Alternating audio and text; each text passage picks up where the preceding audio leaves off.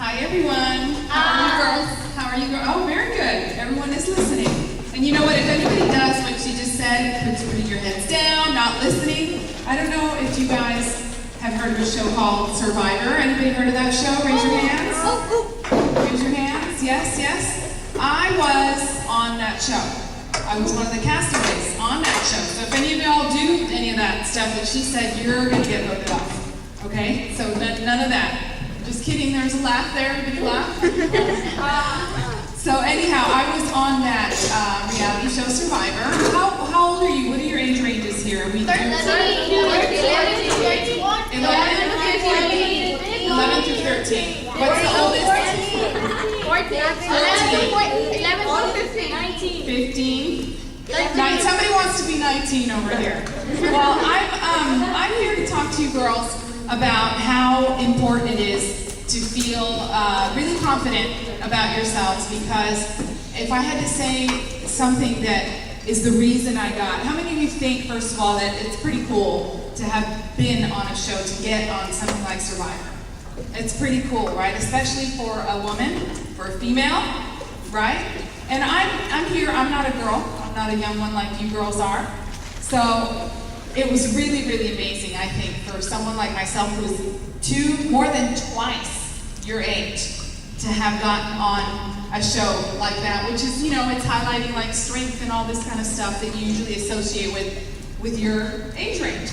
But I think that as I try to point out what is it that made me get picked for that show, and it's the importance of staying in school and keeping your mind strong.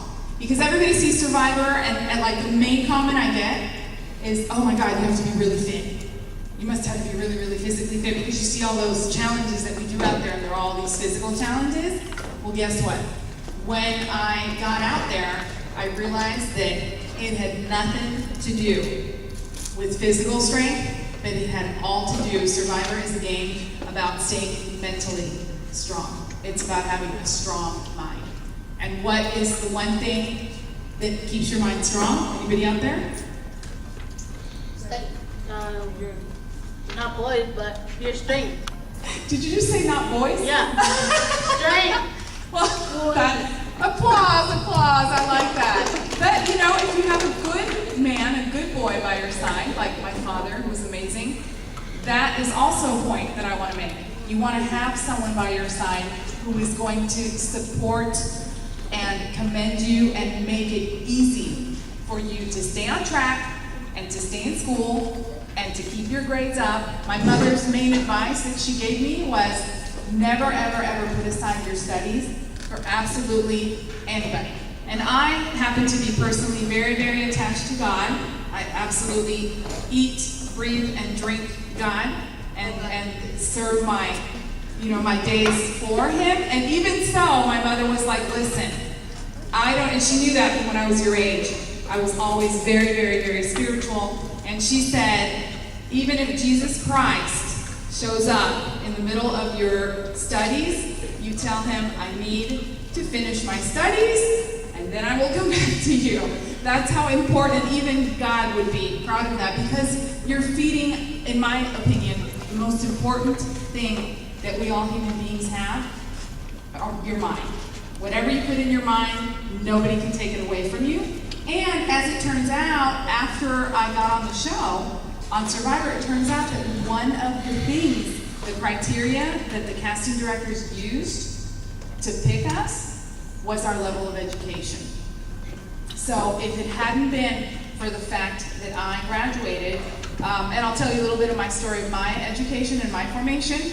I grew up in a very, very humble, very small house. My family was my brother, myself, my parents, and my grandmother, who lived with us all my life. I shared my room with my grandmother for 20 years. And I lived in a house on the other side of the train tracks, which means we were not wealthy. My dad made it very clear that he could not afford to put my brother and I through college. Y'all are gonna have to figure out a way to win scholarships and figure out your way if you want a higher level of education, which is what we want you to have. But I can't afford to pay for your college. So I knew from your age, from 11 years old on, that I was gonna have to get really good grades so that I could win scholarships to get into a very good school. And so I did that, and I was accepted at, I lived in California, I grew up in California, so kind of like the equivalent of the UT system here. We have, every state has that. And I grew up in California, so I was aiming to be accepted at the top, like here it's UTSA and UT Austin are the kind of the top ones, right, in the Texas system. For California, it's basically Cal Berkeley and UCLA.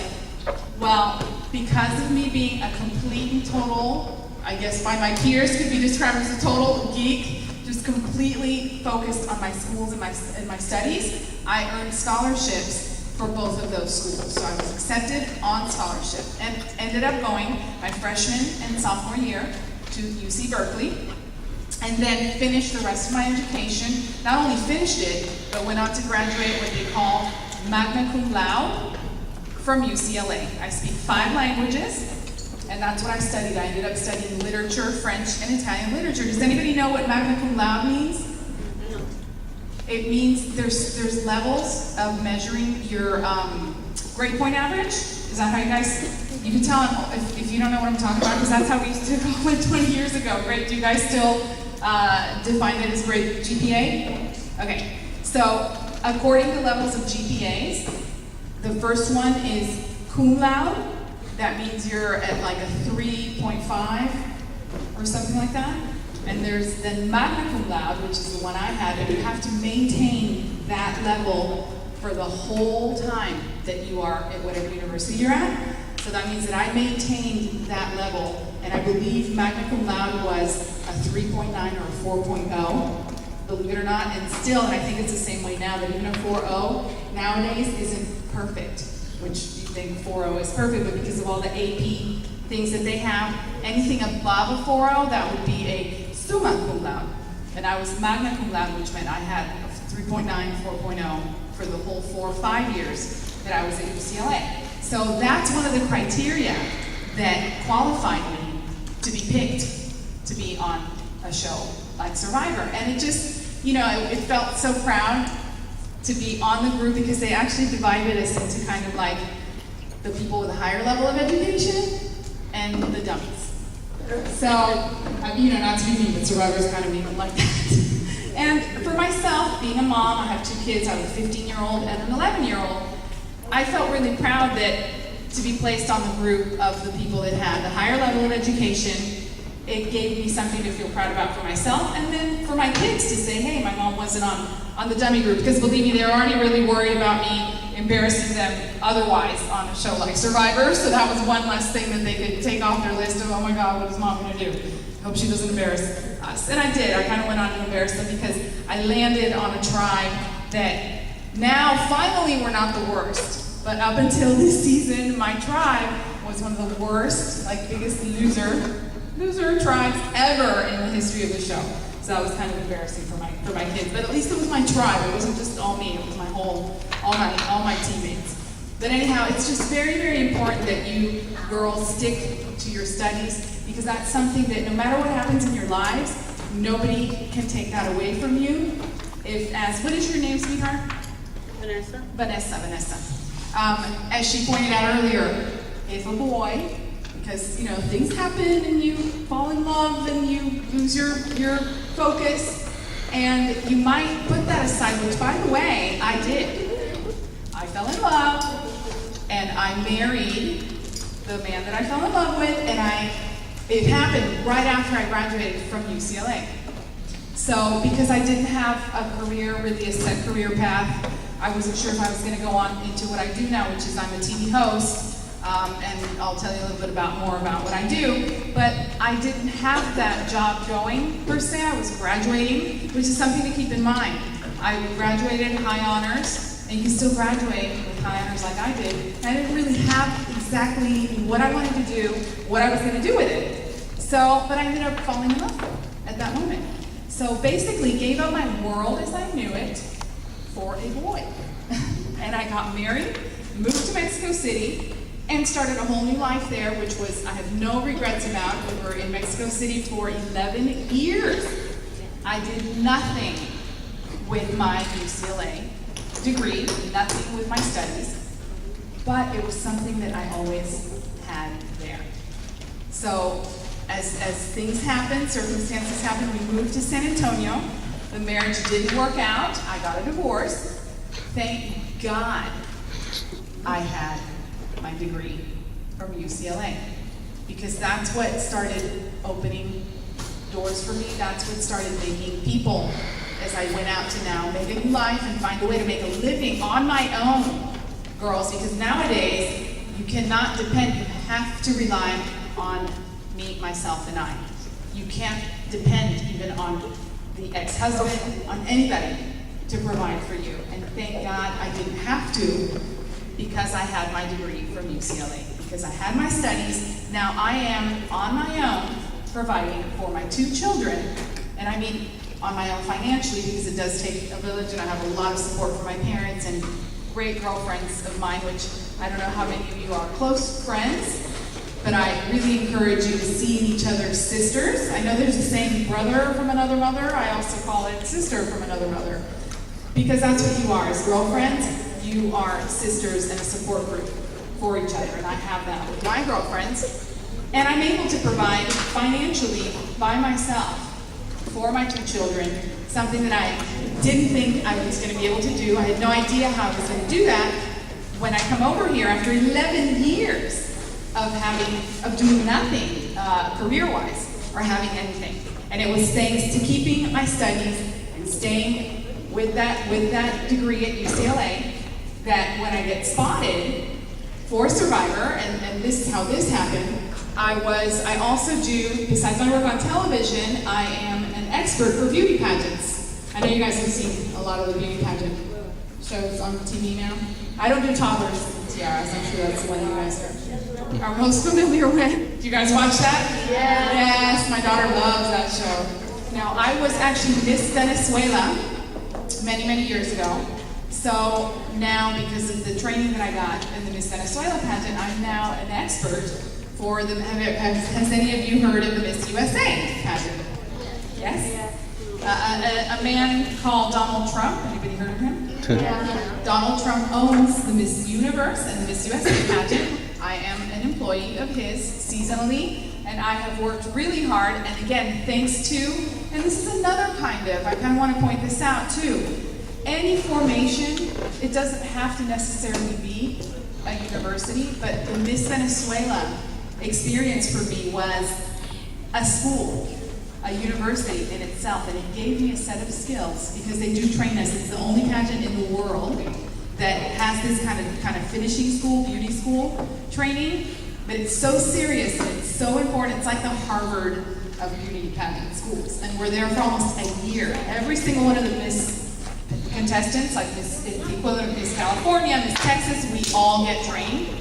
So I had that training under my belt, which is what now 20 years later, because of that, the Donald Trump organization hired me, and I am now one of the top experts for the Miss USA California system, and I coach the girls in what we call stage presence and runway modeling, which you need for the pageant. So again, it's a different kind of school, but any kind of education that you can get, you never know where it's going to come up and you'll be able to use it. I never imagined 20 years later that I'd be able to use my Miss Venezuela training, and it's thanks to that I'm providing in great part for my kids, because once a year I go to California, and that is what happened. I was in California coaching one of my Miss contestants for the Miss, I was coaching my Miss Teen California for the Miss Teen USA pageant when I was spotted by an agent from Mark Burnett, who is the producer of The Apprentice and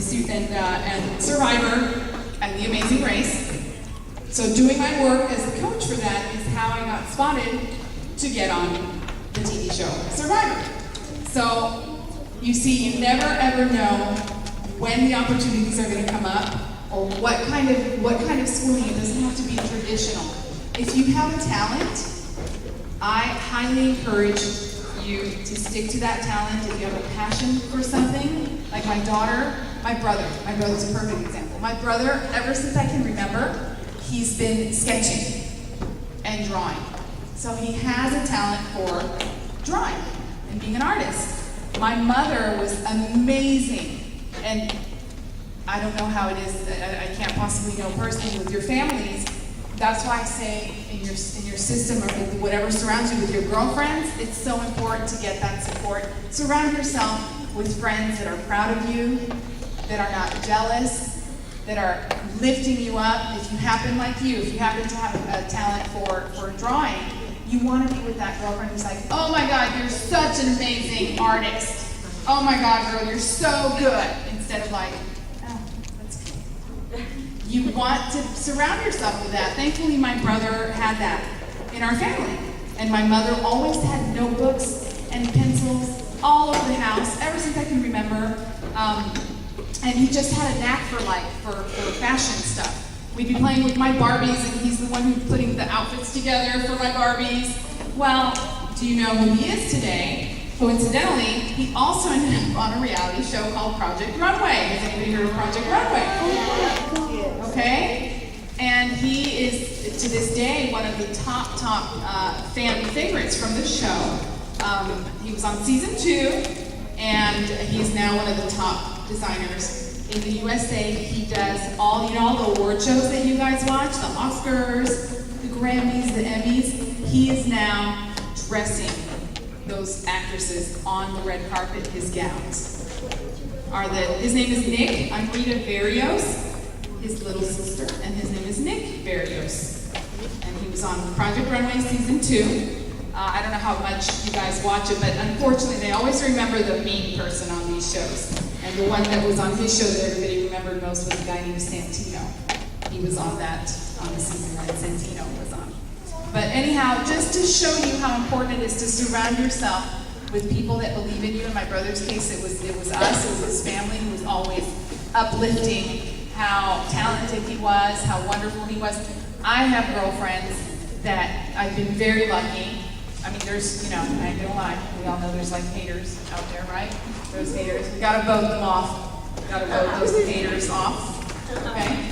Right, am I right? Gotta vote the haters. And you know what? And you don't give back hate. When you get those people that are like, hey, you just send them back love. You pray for them. I send you my peace. Thank you very much. I'm loving you back, even though you're hating on me. I love you back. You just send back love. And that's the kind of energy that you get. Because I went on to get, big TV shows. Right now, I am a host on 2 television shows nationwide on cable, on Fox Cable. I give beauty tips and fashion tips on a show that Fox just launched recently for the Latin community. But anyhow, you just stay positive and surround yourself with people that are going to uplift you, and the opportunities are going to come to you. When something doesn't happen, this is another piece of advice that I wish I had been told when I was a lot younger. Sometimes you really, really, really want something. Like locally, I had started here on a show. Has anybody heard of a show called Great Day SA? Yeah. I had a segment on Great Day SA for a couple of years, and I was being named after I went on Survivor. They were looking for new co-hosts. Well, I didn't get it. And instead of being upset about it, I just said a prayer, okay, that wasn't meant for me.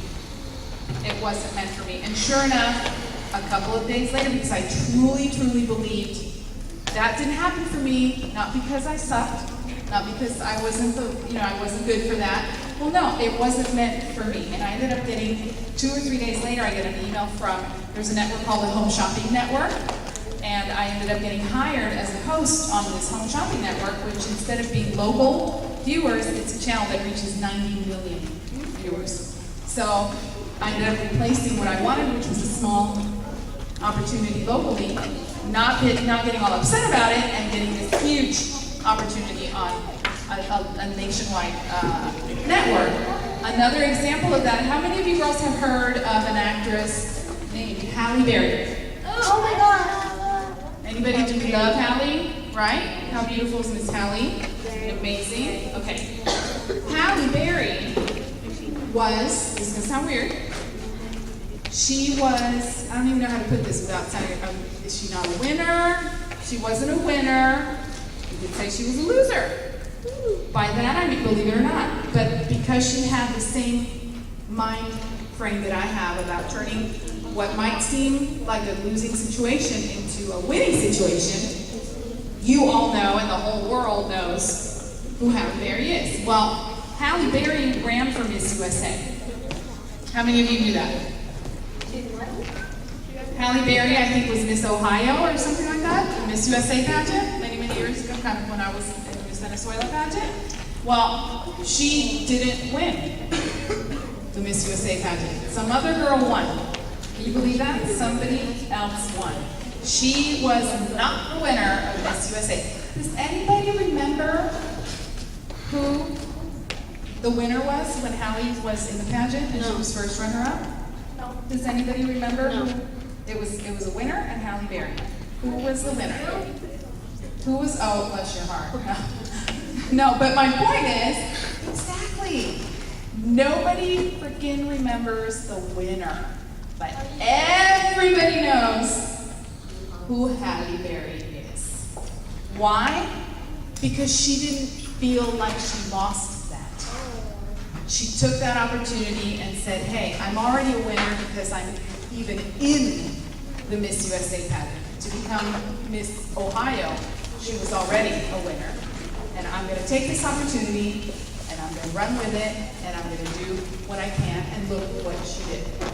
Similarly, I did not win my season of Survivor, but just to be in it was, I mean, crazy. Now I know how hard it is to get picked for that because amazing fan base, international fan base. I get people that write to me that tell me that they have applied 11 times to get on Survivor when I had someone just approach me and tell me we want to put you on it.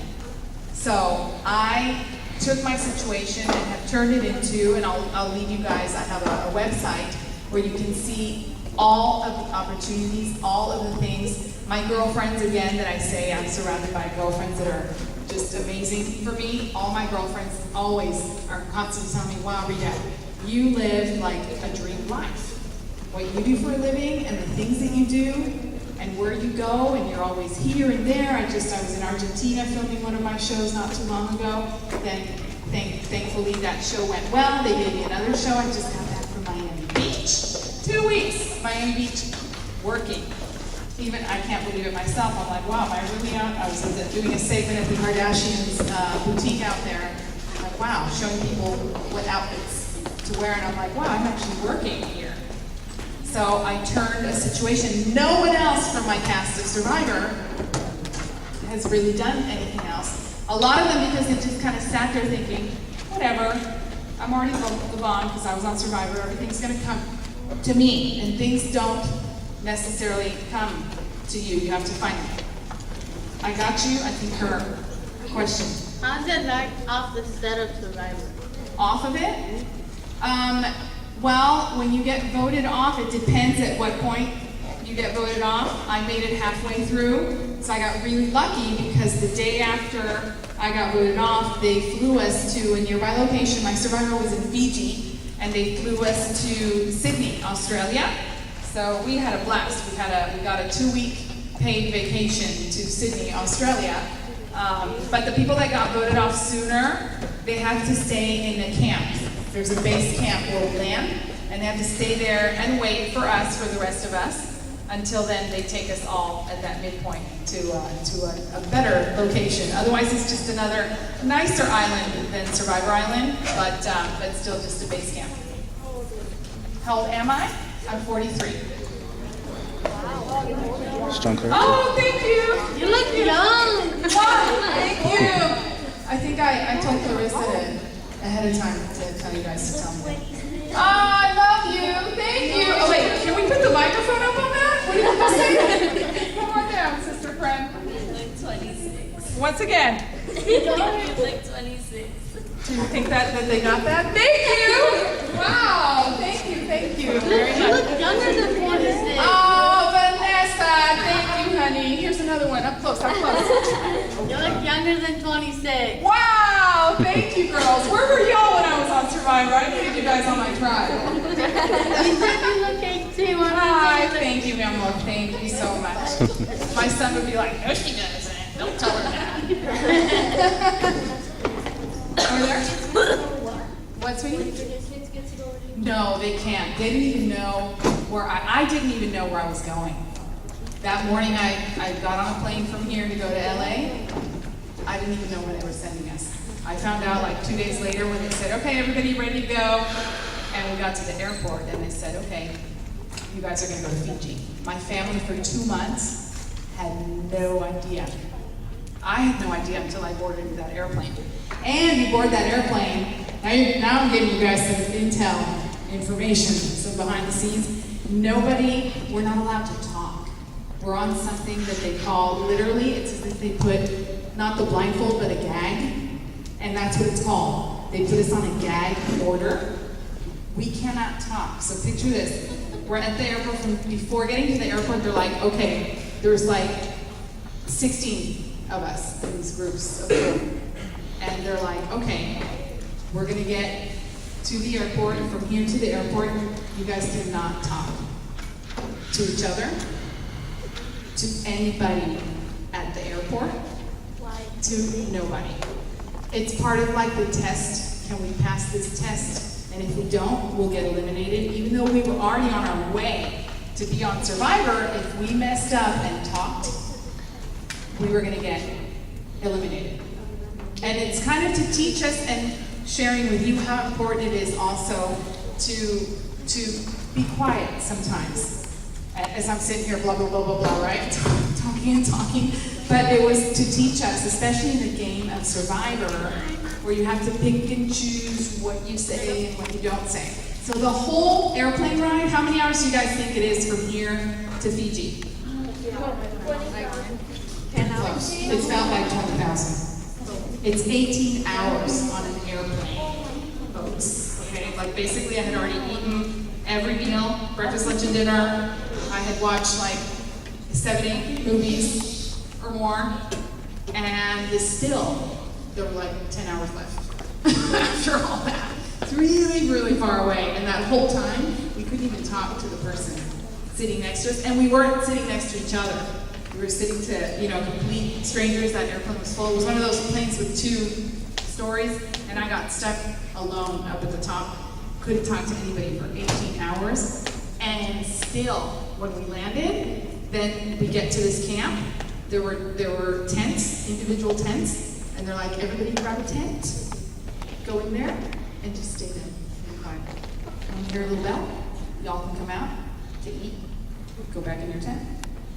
All day like that. We could only leave our tent 3 times a day. And when we left our tent to a table like this, we couldn't make eye contact with anybody, we couldn't talk to anybody, and they didn't tell us how many days we were going to be in those tents and in that situation.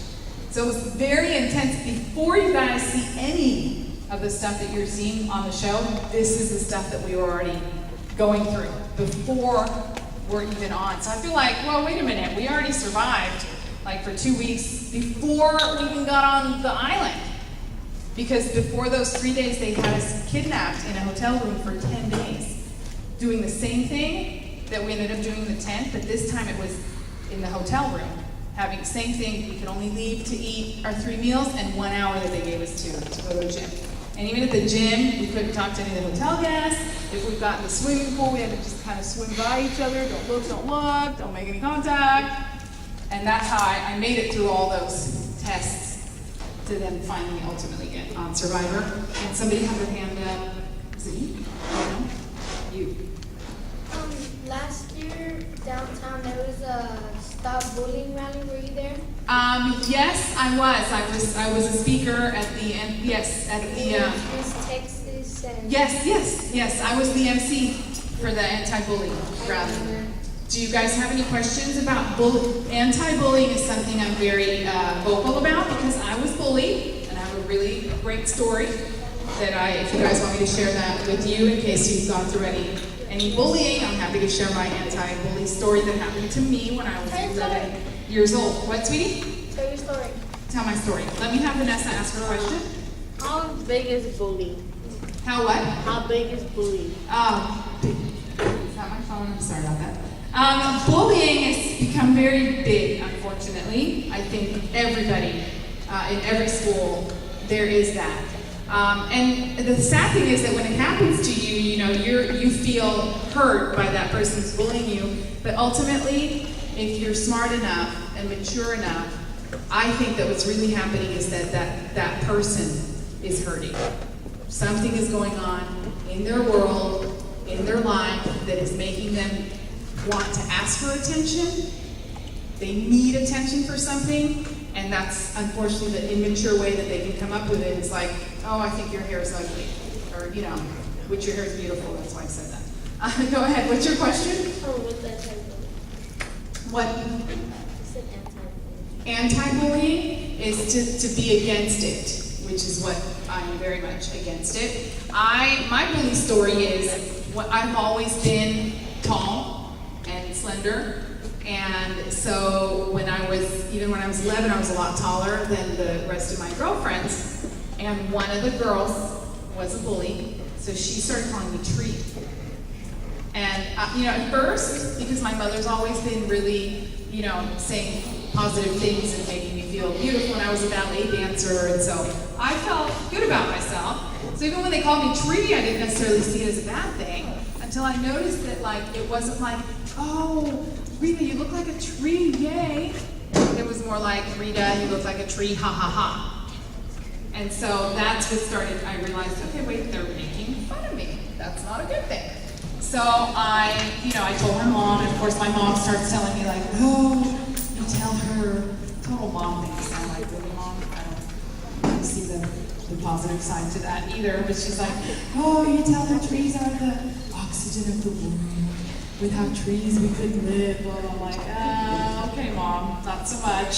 Thank you, but no thank you. But anyhow, it was hurtful, because I remember having to go to school every day, and of course it was the leader, and then she got a whole group of girls, and all the time. And the only thing that kind of saved me through that is I had this outer world outside from school, which was my ballet, and in that world I was graceful and beautiful, and how I was perfect.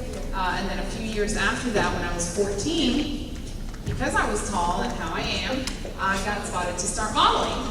So on and so forth, and so it ended up turning out good for me. Now, 20 years later, I ran into my bully. So actually, I think this is like the best part of my bully story, because I could not have planned it better. This is why I love me some God, because it was one of those like, wow, could not have planned it, dreamt it up better myself. So there I am, 20 years later, visiting where I grew up, because then, as I told you girls, I lived in Mexico City for 11 years, so I'm back in my hometown visiting my family. I was with my son was a year or 2 years old at the time, 2 years old. And my mommy and I are out eating some yummy Mexican food at this Mexican restaurant, and I swear to you girls, the minute I get in line, I can feel like that hater energy.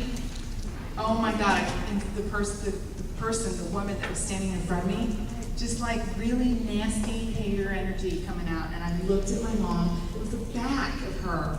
I wasn't even looking at her. And I said, Mom, that, and of course you never forget your bully's name, right? And I said to my mom, I was like, Mommy, that's Kim Balchus. Okay? Wait, what's her name? Kim Balchus. Kim Balchus. And I'm like, Mom, that's Kim Balchus. And my mom was like, hey, what? 20 years later, because she bullied me when I was 11, and I was 31 at that moment. And again, I whispered, she couldn't have heard me saying her name, but 5 minutes later, she felt the energy, she turned around. Sure enough, it was her. It was crazy. And What'd you say? You just kept like mad? Oh no, honey, I'm not even gonna lie. I'm gonna tell you exactly what I told. Like, God gave me the opportunity. I'm like, here we go. I'm gonna have my day. So she turns around and she knew. By the way, she looks me up and down. She's like, Rita Verreos. So I hope you guys don't think I'm mean for this, because she bullied me, so she earned it. So I looked at her and I looked her up and down. I'm like, when she said Rita Verreos, and I looked at her and I said, yeah, the tree, remember? She was like, she's like, wow, you look really good. And I said, yeah, for a tree. Remember? I mean, I'm not even gonna lie. I was human about it. She earned it. And then she went on and she looked like terrible. Sluggish. Well, I'm not even gonna use, starts with a C, ends with a P. She looked terrible. Oh, like a club? Kind of. She looked really, really bad. And I'm like, oh. You know, and she said, oh my God, you look really good. I just said, thank you. And then she went on to ask me, God, what, you know, so what are you up to? I don't work. Yes, yes. What are you up to? What are you doing? And I started telling her, well, I've already been in a movie. At that time, I'd already been in a movie called Parked for Death, a big Hollywood movie at the time. Like, well, I've already been in a movie. Sure. I was Miss Venezuela, and I asked her, what about you? Oh, well, I had